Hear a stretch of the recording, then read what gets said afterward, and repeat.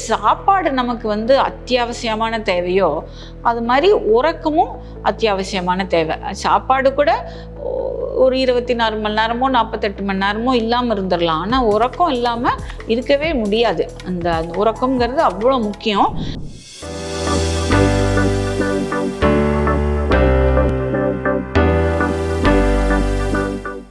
பூங்காற்று நேயர்களுக்கு வணக்கம். நம்ம உடல் நலத்துக்கான இந்த அடிப்படை தூண்களை பற்றி பார்த்துக்கிட்டு வந்துட்டு இருக்கோம். ஏற்கனவே உணவு, எக்ஸசைஸ் பற்றி நம்ம பேசணும். இந்த எபிசோடில் உறக்கம், ஸ்லீப், அதை பற்றி பேச போகிறோம். எப்படி சாப்பாடு நமக்கு வந்து அத்தியாவசியமான தேவையோ அது மாதிரி உறக்கமும் அத்தியாவசியமான தேவை. சாப்பாடு கூட ஒரு 24 மணி நேரமோ 48 மணி நேரமோ இல்லாமல் இருந்துடலாம். ஆனால் உறக்கம் இல்லாமல் இருக்கவே முடியாது. அந்த உறக்கம்ங்கிறது அவ்வளோ முக்கியம். அந்த ஸ்லீப், அந்த உறக்கத்தப்போ தான், அந்த தூக்கத்தப்போ தான் வந்து நம்ம பாடி வந்து அந்த ரெஸ்டிங் ஃபேஸ்ன்னு சொல்கிறது. இந்த உடம்புக்கும் ரெஸ்ட் வேணும், மைண்டுக்கும் ரெஸ்ட் வேணும். அதுதான் வந்து அந்த தூக்கத்தில் தான் அது கிடைக்குது நமக்கு. தூக்கம் சரியில்லைன்னா நிறைய வியாதிகள் வரும். லைஃப் ஸ்டைல் டிஸார்டர்ஸில் fundamental cause for all problems பார்த்திங்கன்னா நிறைய ப்ராப்ளம்ஸ்க்கு சரியான தூக்கம் இல்லாதது தான். அது ஏஜ் ஆக ஆக தூக்கம் குறையிறது. நேச்சுரலாகவே ஃபிசியலாஜிக்கலாகவே கொஞ்சம் குறையும். பட் அதையும் இன்னும் ஃபர்தராக கெடுத்துக்காமல் நம்ம எப்படி பார்த்துக்கணுங்கிறது தான் பார்க்கணும். ஸோ அந்த தூக்கத்தை பொறுத்த வரைக்கும் நம்ம தூங்கும்போது நம்ம பாடிக்கு ரெஸ்ட் கிடைக்கிறது. அந்த பாடியில் நான் சொன்ன மாதிரி அந்த க்ளீனப் ஃபேஸ் எல்லாம் கிடைக்கிறது. பிரெயினுக்கு பொதுவாக அந்த கிளிம்ஃபாட்டிக் சிஸ்டம்னு இருக்கும். நாள் பூரா அக்யூமுலேட் ஆன அந்த டாக்ஸின்ஸ் எல்லாம் என்ன பண்ணும், நைட்டு தான் வந்து அது க்ளீன் பண்ணும். அது க்ளீன் பண்ணி அடுத்த நாள் நம்ம எழுந்துக்கும் போதே நல்லா தூங்கியிருந்தோம்னா எப்படி எழுந்துப்போம், ஃப்ரெஷ்ஷாக எழுந்திருப்போம். நான் நல்லா தூங்கி எழுந்தேங்கிற ஹாப்பினஸோடு எழுந்துப்போம். அப்புறம் எடுத்தோடனே அடுத்த நாள் ஓகே இன்றைக்கி என்ன பண்ணலாம், இன்றைக்கி என்ன சாதிக்கலாம் அப்படின்னு எழுந்துப்போம். சரியா தூக்கம் இல்லைன்னா ஏண்டா இப்போ எழுந்துக்கிறோம், எதுக்குடா எழுந்துக்கிறோம் அப்படின்னு ஒரு சலுப்போடையே எழுந்துக்குவோம். அன்னைக்கு நாளே வந்து வீணாக போன மாதிரி இருக்கும். ஸோ அதனால தூக்கம் ரொம்ப இம்பார்ட்டண்ட்டு. இந்த தூக்கத்தில் ஸ்டேஜஸ் ஆஃப் ஸ்லீப்னு இருக்குது. அந்த தூக்கத்தில் ஸ்டேஜஸ் பார்த்திங்கன்னா இந்த லைட் ஸ்லீப் ஸ்டேஜ்னு ஒன்று இருக்கும். சின்னதாக சத்துறதும் உடனே மூச்சுப்பாங்க. அந்த மாதிரி லைட் ஸ்லீப் ஸ்டேஜ். டீப் ஸ்லீப்னு சொல்கிறது. அந்த டீப் ஸ்லீப்புங்கிறது அப்போ தான் அந்த மைண்டு டோட்டலாக ஸ்விட்ச் ஆகும். அந்த டீப் ஸ்லீப்பில் வந்து உங்களுக்கு அடிச்சே போட்டாலும் என் பக்கத்தில் ஏதாவது நடந்தால் கூட தெரியாது. அந்த மாதிரி உடம்புல அசைவே இல்லாமல் தூங்கக்கூடியது தான் டீப் ஸ்லீப்புன்னு சொல்லுவோம். அப்புறம் இன்னொன்று வந்து REM sleep, rapid eye movement sleep. அந்த ரேப்பிட் ஐ மூமெண்ட் ஸ்லீப்பும் ரொம்ப இம்பார்ட்டண்ட்டு. இது எல்லாமே இதுக்கும் ப்ரொபோர்ஷன்ஸ் உண்டு. எவ்வளோ நேரம் தூங்குறாங்க, அந்த தூங்கின நேரத்தில் ப்ரொபோர்ஷனட்டாக எவ்வளோ டீப் ஸ்லீப் இருக்குது, எவ்வளோ ரெம் ஸ்லீப் இருக்குது, இதெல்லாமே இம்பார்ட்டண்ட்டு. இப்போ அந்த தூக்கத்துக்கு வந்து முக்கியமாக என்னன்னு பார்த்தீங்கன்னா அந்த சர்க்கேடியன் ரிதம்னு சொல்லுவோம். பாடிக்குன்னு ஒரு ரிதம் இருக்குது. நம்ம உடம்புக்கு தெரியும் இது காலை நேரம், இது நைட்டு நேரம்னு. அது எப்படி, எதை வச்சு நம்ம அந்த ரிதமை செட் பண்ணிக்கிறோம்னு பார்த்தீங்கன்னா நம்ம சூரிய வெளிச்சத்தை பொறுத்து. காலையில் சூரிய உதைக்குது, சாயங்காலம் அஸ்தமனம் ஆகாது. அந்த டைமுக்கு நம்ம சர்க்கேடியன் ரிதமும் செட் ஆயிடுது. செட் ஆகும்போது அதை கொண்டு உடம்புல சில ஹார்மோன்ஸ், இப்போ கார்டிசால்ங்கிற ஹார்மோன், க்ரோத் ஹார்மோன், நம்ம உடம்பு வளர்ச்சிக்கு செல்லுலர் க்ரோத்துக்கு தேவையானது க்ரோத் ஹார்மோன். அது பர்டிகுலர்லி குழந்தைங்களுக்கு, சின்ன பசங்களுக்கு இது ரொம்ப முக்கியம். ஸோ இந்த க்ரோத் ஹார்மோன்லாம் வந்து இந்த சர்க்கேடியன் ரிதம், அந்த சூரிய வெளிச்சத்தை கொண்டு நம்ம பாடி செட் ஆகிக்குது. அந்த தூக்கம் நல்லா வரணும் அப்படின்னா காலையில் சூரிய வெளிச்சத்தை பார்க்கணும். ஒரு 10 நிமிஷமாக சூரிய வெளிச்சத்தை பார்க்கணும். அந்த சூரிய வெளிச்சத்தில் காலையில் ஒரு 10 நிமிஷம் நடந்துட்டு வந்தால் நம்ம உடம்புக்கு கிளியராக இது வேக்கப் டைம், இது பெட் டைம்ங்கிற கிளாரிட்டி வந்துடும்.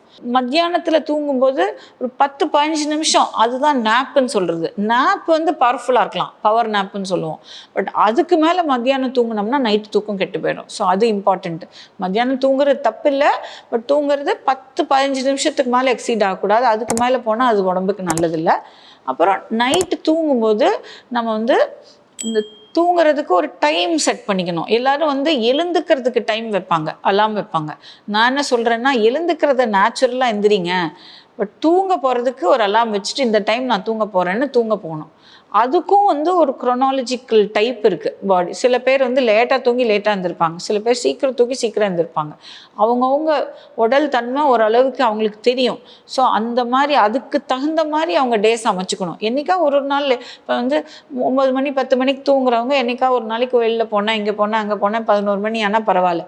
பட் தினம் 11 மணி 12 மணி 1 மணின்னு படுத்து தூங்கினா அவங்களுக்கு சரியான தூக்கம் அமையாது, அடுத்த நாள் காலையில் ஃப்ரெஷ்ஷாக இருக்காது. ஸோ இது ரொம்ப முக்கியம். தூங்க போகிற போகிறதுக்கு டைம் செட் பண்ணணும்.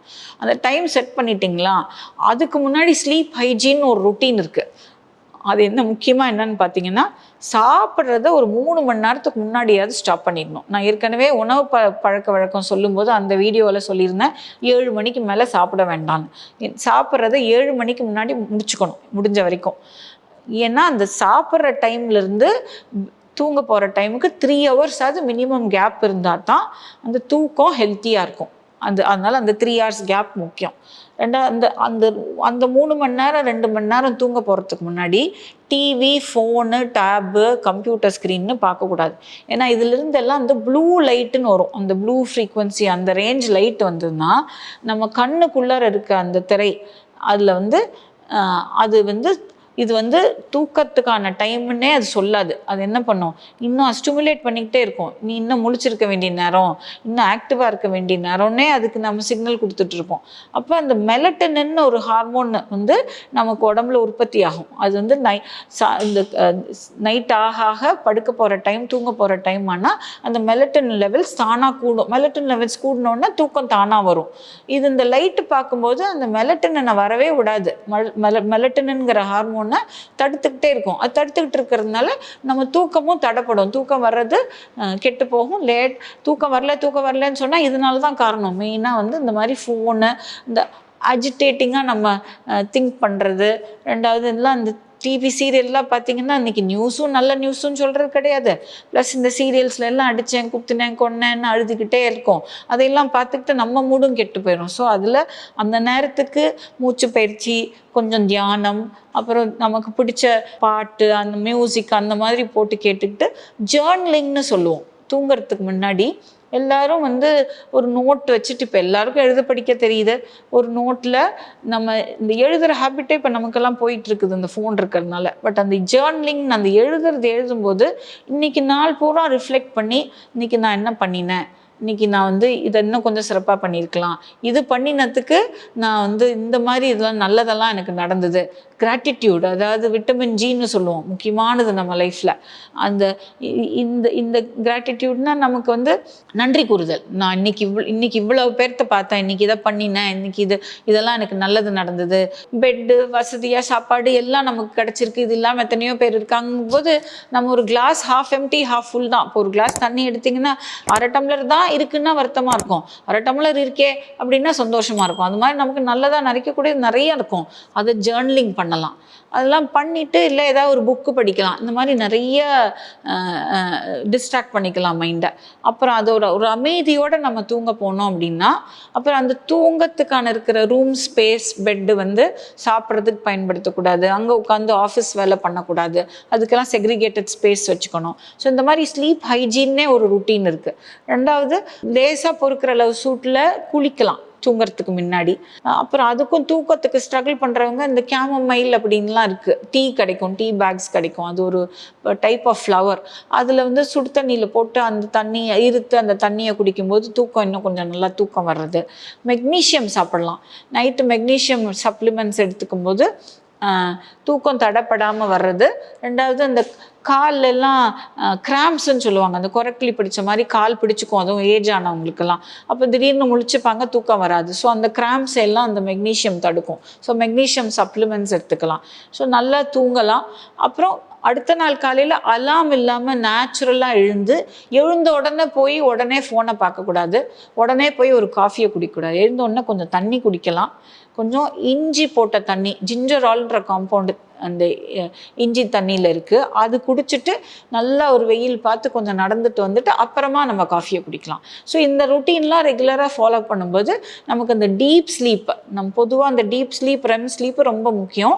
இது ஒரு ஒரு ஒரு அட்லீஸ்ட் ஒரு 6 to 7 hours நம்ம தூங்கணும். சில்ட்ரன்லாம் பார்த்திங்கன்னா, வயது குறைவானவங்க பார்த்திங்கன்னா 8 to 10 hours தூங்கணும். ஸோ இந்த தூக்கம் ரொம்ப இன்றியமையானது. அதனால் எல்லாருக்கும் நல்லா தூங்கினாலே பாதி வியாதி போச்சு. அதனால் தூக்கம்தான் நமக்கு ப்ரையாரிட்டி. ஸோ நன்றி, வணக்கம். பூங்காற்று, இது நாளைய நல்வாழ்விற்கான வழிகாட்டி.